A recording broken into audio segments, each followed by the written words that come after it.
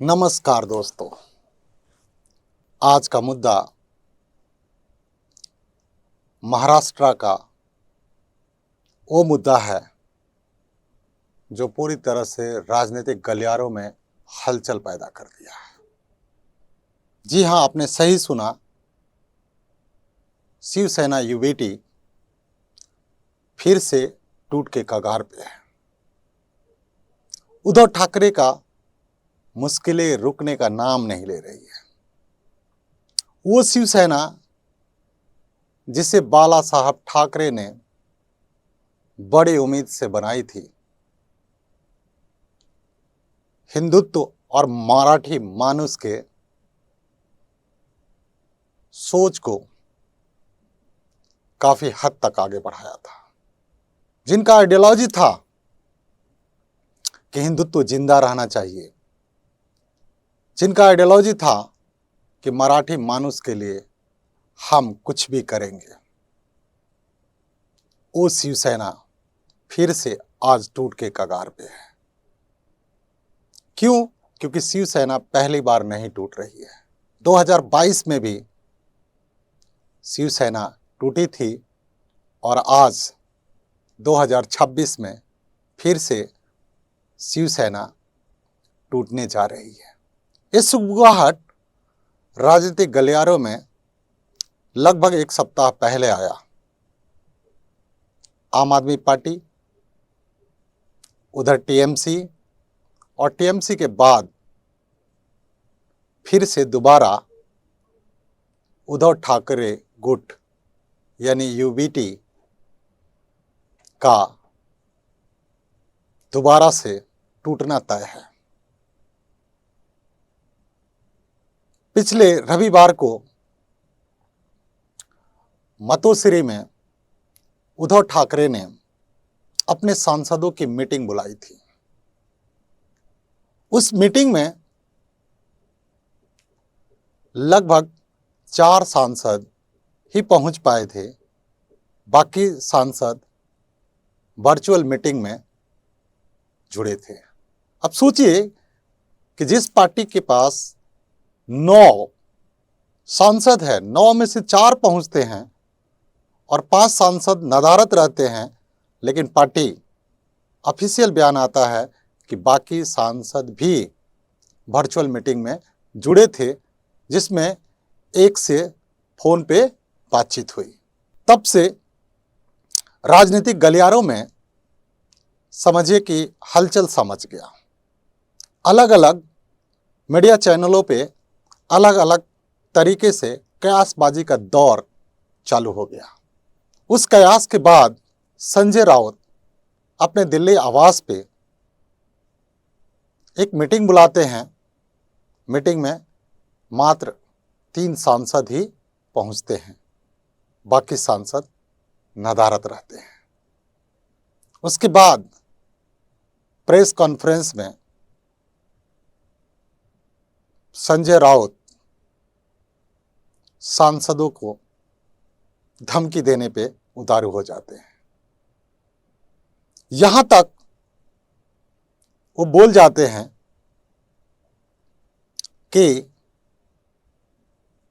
जो भी सांसद रविवार को जब उद्धव ठाकरे ने मीटिंग ली थी, उसमें साईं बाबा की, माँ भवानी की, माँ बाप की कस्में खा रहे थे, वो अगर दगा देते हैं तो ठीक नहीं होगा। यानी कि वो यहां तक कह डालते हैं कि ये बीजेपी के सांसद नहीं हैं, ये शिवसेना यूबीटी के चुनाव चिन्ह मशाल पे जीत कर आए हैं और ये बगावत करते हैं तो ये ठीक नहीं होगा। यानी कि संजय राउत ये पहली बार धमकी भरा बयान नहीं दे रहे हैं। इस तरह का बयान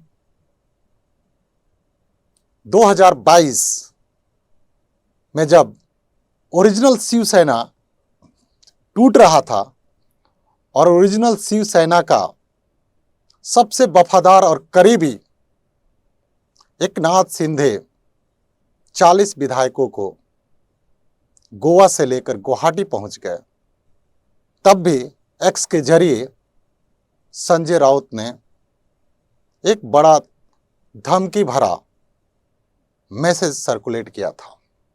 उसमें ऐसा कहा गया था कि अभी सांसद गोवा से गुवाहाटी पहुंच गए, लेकिन गुवाहाटी से जब महाराष्ट्र के गली और खोली में आएंगे तब उनका हिसाब किताब लिया जाएगा। लेकिन एकनाथ शिंदे ने जब वहां से उन विधायकों को लेकर वापस लौटे तो महाराष्ट्र में एकनाथ शिंदे की ताजपोशी मुख्यमंत्री के तौर पे हुआ, यानी कि उन्हें महाराष्ट्र का मुख्यमंत्री बनाया गया। सारे विधायक आए और आने के बाद संजय राउत उनका कुछ नहीं कर पाए। उल्टा शिवसेना को अपना ओरिजिनल नाम और पार्टी सिंबल भी गंवाना पड़ा था। सोचिए कि 55 विधायक में से 40 विधायक एकनाथ शिंदे को सपोर्ट किए और एकनाथ शिंदे महाराष्ट्र का मुख्यमंत्री बन गए। उसके बाद पार्टी का नाम, पार्टी का सिंबल एकनाथ शिंदे को दे दिया गया। आज जो बयान के बारे में मैं बात करने जा रहा हूं, वो बयान बुधवार को दिल्ली अपने आवास से संजय राउत ने दिया और उसके बाद ऑपरेशन टाइगर, जी हां आप सही सुन रहे हैं, ऑपरेशन टाइगर ना कि ऑपरेशन लोटस, महाराष्ट्र में काफी तेजी से एक्टिव है। और ये वाकया तब हुआ जब उद्धव ठाकरे मतोश्री में अपने सांसदों के साथ मीटिंग कर रहे थे। उसी समय एकनाथ शिंदे के मंत्री के आवास पे, जिनका नाम प्रताप राव जाधव है, वहां पे यूबीटी सांसद संजय देशमुख की मुलाकात होती है। मुलाकात के बाद हलचल और तेज हो जाती है और आज तक से बातचीत में जो प्रताप राव जाधव है, ये बताते हैं कि जो भी यूबीटी के सांसद हैं वो हमारे साथ काम कर चुके हैं और सभी हमारे मित्र हैं, लेकिन वो शिवसेना यूबीटी से खुश नहीं है। यानी कि कहीं ना कहीं वो सांसद अपने आप को ओरिजिनल शिवसेना में ज्वाइन करना चाहते हैं। वहीं से बाजार और ज्यादा गर्म हो जाता है और ऐसा लगता है कि पहले तो 6 सांसद की बात करी जा रही थी, अभी फिलहाल ये खबरें आ रही है कि 6 नहीं, अब 7 सांसद हो गए हैं जो शिवसेना यूबीटी को छोड़कर ओरिजिनल शिवसेना में अपने विलय की तैयारी कर रहे हैं। और यहां तक खबर आ रही है कि बाकी सांसद भी दिल्ली पहुंच चुके हैं और हो सकता है कि लोकसभा स्पीकर से मुलाकात करें और मुलाकात के बाद ये एक नया इतिहास बन जाए। हम इस इतिहास की बात इसलिए कर रहे हैं कि अभी भारतवर्ष में ऑपरेशन लोटस काफी एक्टिव हो गया है। इस एक्टिवनेस के पीछे राहुल गांधी का एक बयान जो कुछ समय पहले आया था कि मोदी सरकार 1 साल से ज्यादा नहीं चल पाएगी, और राहुल गांधी ने बड़े बड़े दावे किए थे। यानी वो दावों के बाद बीजेपी पूरी तरह से एक्टिव मोड में आ गई और जैसा कि आपने देखा कि टीएमसी के जो 29 सांसद थे, 29 में से एक को हटा दीजिए, एक सीट खाली था। 28 सांसद में से लगभग 20-22 सांसद को लेकर एक अलग गुट में विलय करवाया जाता है, वो है एनसीपी-आई, और उन्हें एक अलग गुट की मान्यता मिल जाती है। उससे पहले का वाकया देखिए तो वो वाकया पंजाब का था। आम आदमी पार्टी के 7 राज्यसभा सांसद आम आदमी पार्टी छोड़कर बीजेपी में विलय कर लेते हैं, और उस विलय के बाद बंगाल, और बंगाल के बाद अब जो बारी है वो कहीं ना कहीं शिवसेना यूबीटी के शिव सैनिकों का है, जो शिव सैनिक छोड़कर उद्धव गुट के शिव सैनिक में शामिल होने जा रहे हैं। अच्छा कहा गया है कि जैसा आप सोचते हैं वैसा ही आपके साथ घटित होता है। अभी 10-12 दिन पहले संजय राउत ने टीएमसी और एनसीपी को एक बहुत बड़ी सलाह दी थी कि ये पार्टियां कांग्रेस से निकल कर आई हैं और कांग्रेस में इसका विलय हो जाना चाहिए। तब लोगों ने ऐसी प्रतिक्रिया दी थी कि उद्धव ठाकरे गुट मास्टर स्ट्रोक खेलने का काम कर रहा है, मास्टर स्ट्रोक। अब वही शिवसेना यूबीटी का विघटन उस ओर इशारा करता है कि बातें तो बोलिए, लेकिन बातों को थोड़ा सा सोच समझकर बोलने की जरूरत होती है। आप 2029 के रोड मैप की बात कर रहे थे, बीजेपी की विजय रथ को रोकने की बात कर रहे थे, लेकिन ऑपरेशन टाइगर ने आपको हिला के रख दिया। अब हिलता हुआ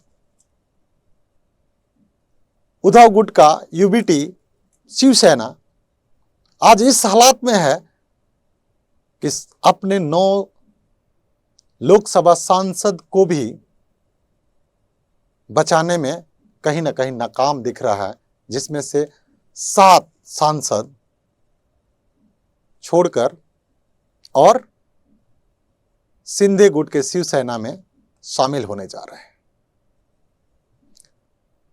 तो इस तरह का घटना आए दिन आते रहता है, और इस तरह की घटना के ऊपर हमें पैनिक होने की जरूरत नहीं है। जनता का काम है सिर्फ वोट देना। पार्टियां जब जहां जिसके साथ चाहे अपने फायदे के अनुसार विलय कर लेती है। वो घटना 2019 चुनाव के बाद, जो 2019 में महाराष्ट्र विधानसभा चुनाव बीजेपी और शिवसेना एक साथ एकजुट होकर लड़ती है, लेकिन क्या होता है, उद्धव ठाकरे को बीजेपी छोड़ने पे मजबूर करती है, और बीजेपी छोड़ने के बाद उद्धव ठाकरे एनसीपी और कांग्रेस के समर्थन से महाराष्ट्र में सरकार बनाते हैं, और सरकार के बाद एक वही वाकया होता है जिसका जिक्र मैंने पहले भी कर चुका हूं कि उन्हीं के सबसे ज्यादा करीबी और पार्टी के भरोसेमंद माने जाने वाले एकनाथ शिंदे एक बड़ा खेल करके और महाराष्ट्र के कुर्सी पे सीएम पद का शपथ लेकर बैठते हैं।